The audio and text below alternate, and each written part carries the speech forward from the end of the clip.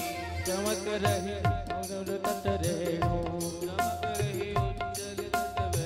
ओ बज रही वृंदावन वेणु, बज रही वृंदावन वेणु, संग में गोपी ग्वाल धेनु, संग में गोपी ग्वाल धेनु, हसत मृद मंद सटत भव फल वृंदावन चंद, तेरे सुन दीन दुखारी की, श्री गिरिधर कृष्ण मुरारी की, आरती कुंज बिहारी की, श्री गिरिधर कृष्ण मुरारी की, आरती कुंज बिहारी की, श्री गिरिधर कृष्ण मुरारी की, आरती कुंज बिहारी की, श्री गिरिधर कृष्ण मुरारी की। कर्पूर गौरम करुणावतारम संसार सारम भुजगेन्द्रहारम सदा वसंतम हृदयारविंदे भवं भवानी सहितं नमामि। त्वमेव माता च पिता त्वमेव, त्वमेव बन्धुश्च सखा त्वमेव, त्वमेव विद्या च प्रणं त्वमेव, त्वमेव सर्वं मम देवदेव, त्वमेव सर्वं मम देवदेव। मङ्गलं भगवान् विष्णु मङ्गलं गरुडध्वज मंगलम पुंडरीकाक्ष मंगलाय तनोहरि, सर्वमंगल्य मंगल्ये शिवे सर्वार्थसाधिके, शरण्ये त्र्यंबके गौरी नारायणी नमोस्तुते, नारायणी नमोस्तुते, नारायणी नमोस्तुते, नारायणी नमोस्तुते। ओम जले शीतलीकरणं देवादिवन्दनं मन्त्रवेदां जग्नेन ओम नाना सुगन्धि पुष्पाणि यथा कालोद्भवानि